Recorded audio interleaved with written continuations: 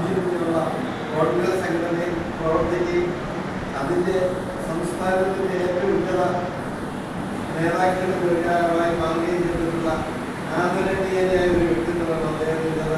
അദ്ദേഹം ഈ പാർട്ടിയിൽ നിന്നും അതിൻ്റെ ഉപാധ്യക്ഷനായിട്ടും റിസർവ് കമ്മിറ്റി ചെയർമാനായിട്ടും ഒക്കെ പ്രവർത്തിച്ചിരുന്ന വളരെ സുദീർഘമായ രീതിയിൽ പ്രവർത്തിച്ചിരുന്ന ആളാണ് അദ്ദേഹം.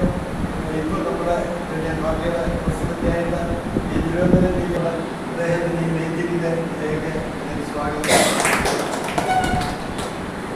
രണ്ടാമത് നമ്മുടെ യോഗത്തിൻ്റെ അധ്യക്ഷനായിട്ടിരിക്കുന്ന ശരത്ചന്ദ്രൻ സാറാണ്. ശരത്ചന്ദ്രൻ സാറിനെ എനിക്കറിയാം. ഇദ്ദേഹം പറഞ്ഞാൽ കേന്ദ്ര ഗവൺമെൻറ്റിൻ്റെ ഒരു ഉദ്യോഗസ്ഥനായിട്ട് റിട്ടയർ ചെയ്ത് എനിക്ക് തോന്നുന്ന ഗസ്റ്റ് റാങ്കാണെന്ന് റിട്ടയർ ചെയ്ത ആളാണ്. അദ്ദേഹത്തിന് എല്ലാവരെയും പിന്നെ നമ്മുടെ പാർട്ടിയുടെ സംസ്ഥാന എക്സിക്യൂട്ടീവ് അംഗമായിട്ടുള്ള നമ്മുടെ മണിയപ്പൻ സാറുണ്ട്. അദ്ദേഹം എനിക്കറിയാൻ നിങ്ങൾക്ക് അറിയാവുന്ന കരുതുന്നതാണോ എന്ന് അറിയില്ല.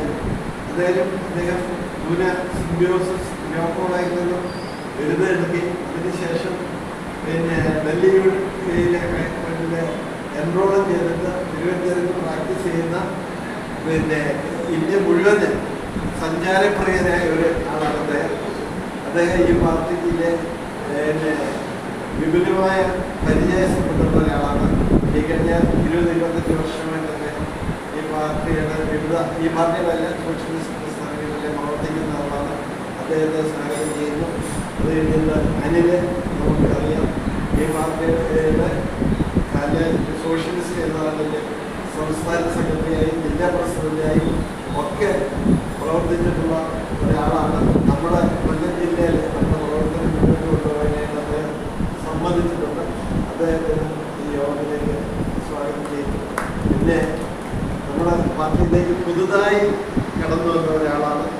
അദ്ദേഹമാണ് നമ്മുടെ അതിനുശേഷം റിട്ടയർമെൻറ്റിന് ശേഷം പ്രിൻസിപ്പളായി റിട്ടയർമെൻറ്റിന് ശേഷം അദ്ദേഹം ആത്മാത്മീയയുടെ സംസ്ഥാന പിന്നെ ജില്ലാ നേതാവായിട്ടൊക്കെ പ്രവർത്തിച്ച് വന്ന ആളാണ്. അദ്ദേഹത്തിന് അനേകം സാംസ്കാരിക സംഘടനകളുമായിട്ട് അതുപോലെ തന്നെ ചാരിറ്റി സംഘടനകളുമായിട്ടൊക്കെ ബന്ധമുണ്ട്. അദ്ദേഹത്തെ പാർട്ടിയിലേക്കും മീറ്റിങ്ങിലേക്കും അദ്ദേഹത്തിന് സ്വാഗതം ചെയ്യുന്നു.